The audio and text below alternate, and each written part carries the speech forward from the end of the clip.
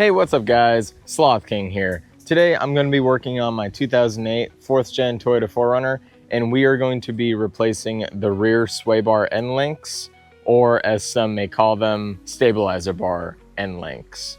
So on here, it's actually really simple to do. So it's actually pretty easy to get to. You can do it while the vehicle's still on the ground. You can see the top nut right there, and then the sway bar bottom link right here. The nut is on the other side, and when the vehicle's on the ground, that's when you want to torque everything down. But for the sake of getting a good shot, I'm going to jack up the car and take off the wheel so you can see exactly how to do it. It is extremely straightforward, and when we do the final torque sequence, we are going to have the vehicle on the ground. So that way the sway bar is at its natural sitting position when we torque it down. So the bushings aren't in like any contorted kind of way, so they're not like stressed on. So yeah, it should take maybe 15 minutes to do. So let's jump right in. All right, so now that we can see everything better, you can see that my lower bushing right here is pretty torn on this thing, and it's been leaking grease out and it's not doing its job anymore. The driver's side is the same exact way. So I'm glad we're gonna be replacing this. So I'm replacing it with some Delphi end links. You can pick up like Moog. The Moog one, it doesn't have these same bushings as the Delphi and Mevotech or the OEM ones do. So people complain that the Moog bushings don't really seat properly or whatever. So just pick up either OEM or something equivalent. So this nut up here, this is a 12mm nut, and then this bottom one is going to be a 17mm. If it starts spinning on you, you can just put an Allen key in here and then put a wrench on the nut, and then the Allen key will hold the stud steady while you can take this off. So let's get into it. I'm going to start by taking off this bottom nut first.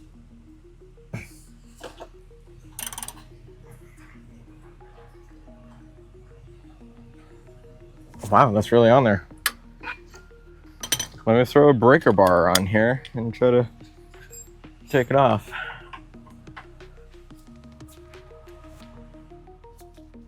There we go.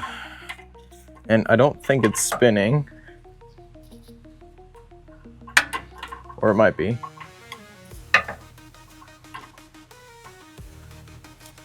Yep, it is spinning. All right, and usually I would know the size of the Allen that would fit in here, but the number's worn off on the housing itself since I beat it up. So it's a decent sized one. Let's just go with that, okay, guys?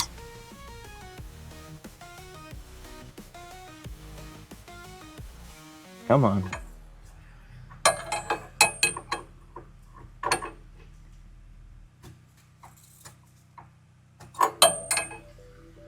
Okay, that one's slipping. We're gonna go to plan B, guys. We're gonna use some vice grips. All right, plan B is just to get some, or actually plan C, I should say.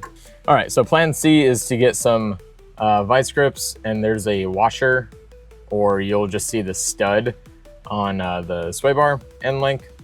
And you just wanna grab that and then clamp it down pretty tight, so that way you can hold it and then put your socket on, and then you can try to take it off. Oh, that's not tight enough.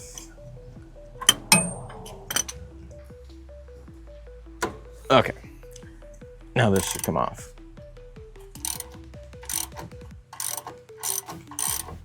All right, there we go.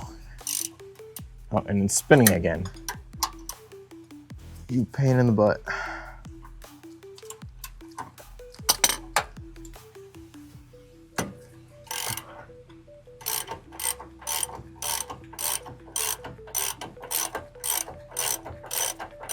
One eternity later. All right, that is finally free. Now we can focus on this top one. This top one, you're just gonna loosen it. You can hold, I think this is a 14mm. Yep, you can hold a 14mm wrench on there and just break it free.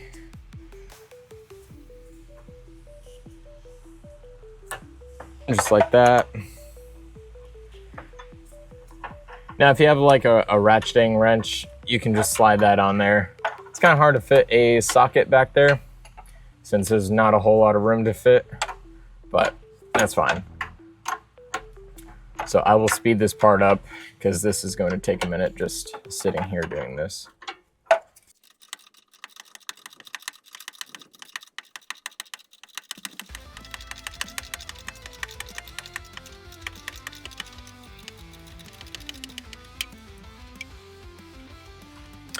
And it's free.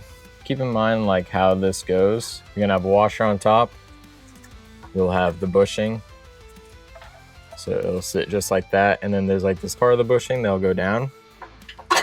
And then the whole thing will pop off. So as you can see, that is, that was not doing anything. Look at, that boot's torn. Even before I put the vice grip pliers on there.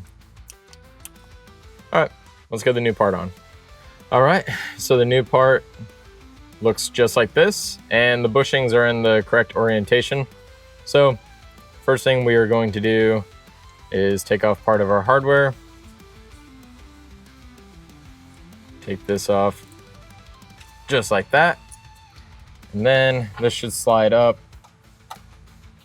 It should be a little difficult to turn that. There we go. And then now I'm just going to lightly thread on the bottom nut. I think that has a thread lock in there, which is nice. And then let's go ahead and put our new bushing on just like this.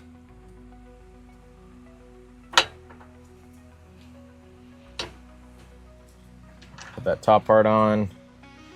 And then here is our new nut. All right.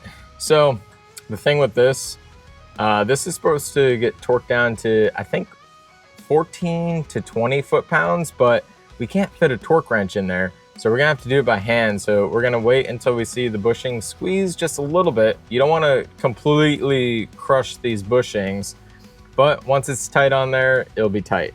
This is one of those things that I don't like doing, but you kind of have to when you're in this position.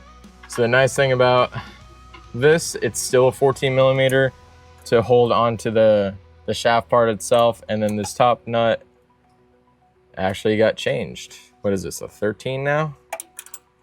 Yep, it got changed to a 13. So this top nut is now a 13. So like before, just go ahead and hold it, tighten it down.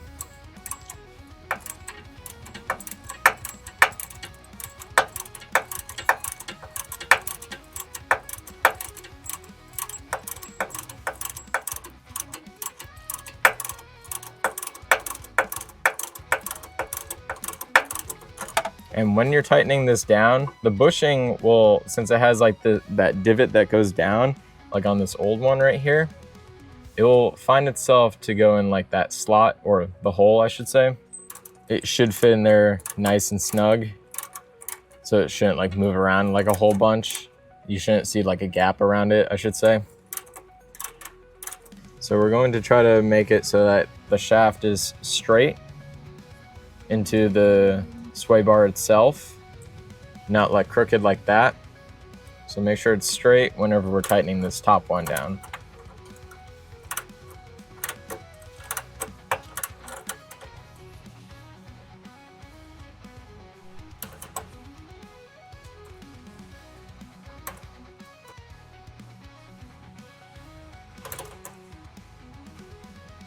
There we go. And then now we can get this one started, but we are going to torque it down with the wheels on the ground. And this nut got changed to 18. No, wow. Did it get changed to a 19? All right, this one got changed to a 19. Now the torque setting for this one is 52 foot-pounds. So we're just going to snug it up, and then we will torque it down when both wheels are on the ground. All right, that is hand tight so far. Now, go ahead and do the other side of the vehicle and then get it to the same point, and then we're going to put the wheels back on and then just torque it down. All right, let's torque this side down.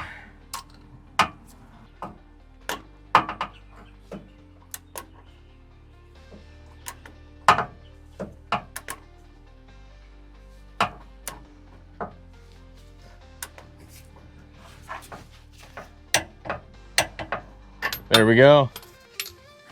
And after realizing that I can't fit a torque wrench on the driver's side because the gas tank strap is in the way, you can either pick up a crow's foot adapter for a torque wrench.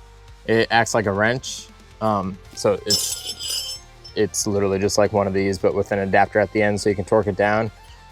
Or you can tighten it down as tight as you can with a couple wrenches, and then you'll be good. It's only 52 foot-pounds, so just get it tight. And yeah, so I did not realize that until I started taking that one off. So that's kind of a pain. It's dumb.